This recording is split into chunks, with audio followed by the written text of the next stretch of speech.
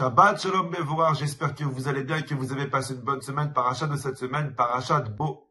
Vous savez, parmi les 613 mitzvot que Akadosh Baruch Hu nous a donné, une des mitzvahs qu'on a l'opportunité de faire une fois par mois, c'est la mitzvah de Birkat Alevana, la bénédiction de la lune. On a la mitzvah de sortir quand la lune elle apparaît et de faire une bracha pour remercier Akadosh Baruch Hu d'avoir créé tous les astres. Chaque mois, j'essaye de faire cette mitzvah-là. Alors en hiver, elle est un peu plus compliquée de la faire qu'en été parce que, étant donné comme quoi il fait moche, il y a souvent des nuages qui recouvrent la lune et c'est pas possible d'apercevoir la lune. Alors il faut attendre quand c'est que la lune, on peut l'apercevoir pour faire la mitzvah. Cette semaine, c'était la période et je me suis dit, il faut absolument que je rate pas cette mitzvah-là. Premier soir, je suis sorti pour faire la mitzvah. Malheureusement, il faisait moche. Des nuages, ils recouvraient la lune. J'ai pas pu faire ce soir-là la mitzvah, la bracha. J'ai essayé le lendemain, le surlendemain, jusqu'à hier, je me suis dit, écoute, il faut absolument que je fasse cette bracha-là. Sors dehors, fais la bracha. Je suis sorti dehors, malheureusement des nuages de partout. La lune, elle était invisible, j'ai pas pu faire la bracha. Et avant de rentrer chez moi, cette semaine, c'était l'Eloula du tzaddik Baba Saleh, et je me suis rappelé une histoire que mon père, il nous racontait quand on était petit. Un soir, Baba Saleh voulait faire Birkat Alevana. Il est sorti dehors avec son shamash. Malheureusement, il faisait moche, les nuages, ils recouvraient la lune, et le Rav, il n'a pas pu faire la bracha. Alors le Rav, il a demandé à son élève, donne-moi ma canne. Le Rav, il a pris la canne, il a pointé en direction du ciel. Il a fait un geste, comme si il voulait effacer les nuages. Et le secrétaire, il témoigne, il y a eu un miracle. Les nuages, ils se sont dissipés. La lune, elle a apparu. Le Rav, il a pu faire sa bracha avec Minyan. Et il est rentré après chez lui. Et en marchant pour aller chez moi, je me suis dit, écoute, pourquoi tu fais pas comme Baba Saleh, toi aussi? Tu t'appelles Pinto. Tu es le petit-fils de Rabbi Chaim Pinto, le fils de Rabbi David. Tu peux faire des petits miracles toi aussi. Essaye. Maintenant, dans ma tête, je me suis dit, mais j'ai pas de canne. Alors je me suis dit, écoute, c'est pas grave, avec ta main. Alors je suis revenu à ma place là où j'étais. Et comme un fou dans la rue à 10 h du soir, je vous dis la vérité, avec ma main en direction du ciel, j'ai commencé à bouger les nuages. Et j'étais sûr comme quoi les nuages, ils allaient se dissiper. La lune, elle allait apparaître. Comme Baba Saleh, j'allais faire ma bracha.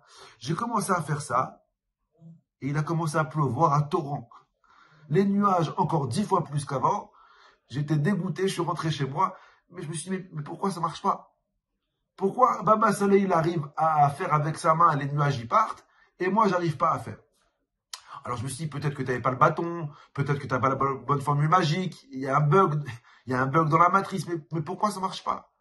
Combien de filotes on voit comme quoi les tzadikim, ils ont fait? Que ce soit Rabbi Chaim Pinto, Rabbi Chaim Taib Lomet, le Rabbi de Lubavitch, Rabbi Nachman, le Baal Shem Tov, ils ont fait des miracles. Ils ont donné avec leurs tfilotes, ils ont apporté la santé, ils ont apporté la refoua, la parnassa, des enfants, à des cas improbables, impossibles. Et nous, les cas les plus basiques, on n'arrive pas à les faire. Pourquoi on n'arrive plus à faire des miracles? Pourquoi nos tfilotes, elles ne sont pas écoutées comme avant?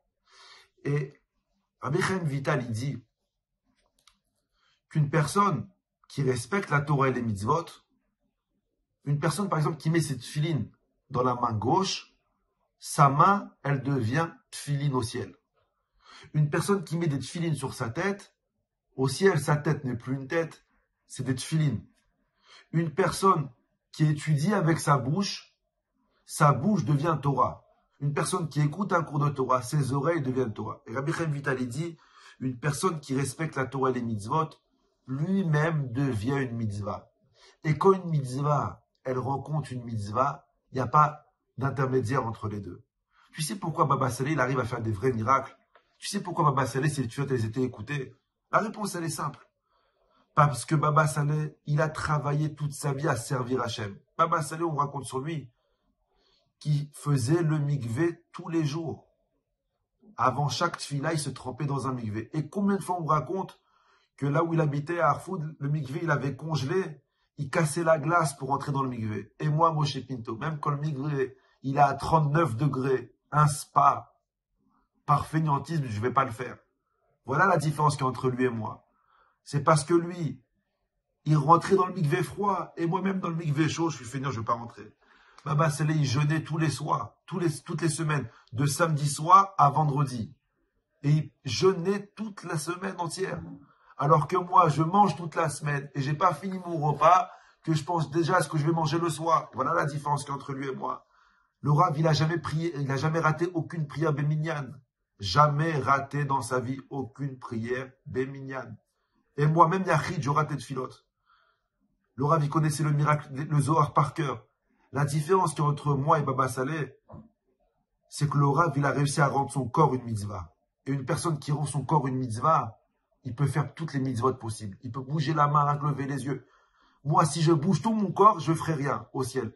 Parce que mon corps, ce n'est pas une mitzvah. Vous savez, les miracles sont seulement une conséquence du travail, de la vodat Hashem que le Rav, il a fait toute sa vie. Nous, on veut le miracle du tzaddik sans faire les efforts du tzaddik. C'est pas possible. Tu veux que tes filotes, elles soient écoutées comme le tzaddik. Tu veux faire des miracles comme le tzaddik. Alors, fais les efforts du tzaddik. Tu ne peux pas faire le miracle sans les efforts. Et c'est pour ça que dans la paracha de cette semaine, Akadosh Baruch Hu dit à Moshe Rabbeinu, dernière Makkah, mais avant que je voie le Makkah de Bechorot, il faut absolument que les Juifs y fassent le Korban Pessah. Je me suis posé la question, mais pourquoi Akadosh Baruch Hu demande un effort aux Juifs maintenant? Les 9 premières Makkot, Akadosh Baruch Hu, il n'a pas demandé une contrepartie. Il a fait la mitzvah sans contrepartie. Pourquoi maintenant Akadosh Baruch Hu demande une contrepartie? Parce qu'Hachem, il a dit aux Juifs, écoute, avant vous ne me connaissez pas. Alors comme vous ne me connaissez pas, vous ne savez pas de quoi j'étais capable, je vous ai donné que du gratuit. D'âme gratuitement, Tsefarda gratuitement, je vous ai protégé des bêtes sauvages gratuitement. Mais maintenant, vous connaissez ma force. Ça fait un an que vous avez prêt à me connaître. Maintenant que vous connaissez ma force, tu veux un miracle, il faut un effort. Et ça marche de partout. Tu veux le mazal, tu veux la parnassa, tu veux la santé. Alors quand on est jeune, Akadosh Baruch Hu nous donne tout gratuitement. Mais au fur et à mesure où on grandit, on apprend à découvrir Akadosh Baruch Hu. Akadosh Baruch Hu te dit maintenant, tu veux quelque chose de moi. Alors moi aussi, j'attends quelque chose de toi. Pas un très grand effort, mais au moins quelque chose d'important. Effort est égal à miracle. Wachavat, à la semaine prochaine si tu veux.